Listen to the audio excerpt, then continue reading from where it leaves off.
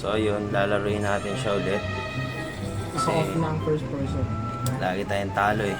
Nahirapan tayo sa first person, so third person tayo guys. Play easy lang tayo. Ayan na. Laban.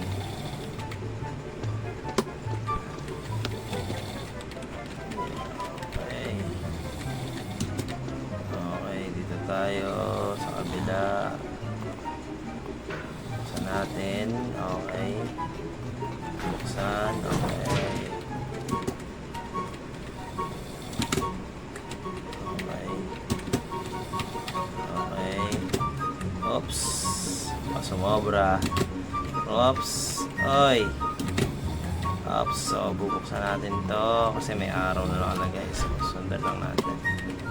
Ito pala siya. Oops. Patay.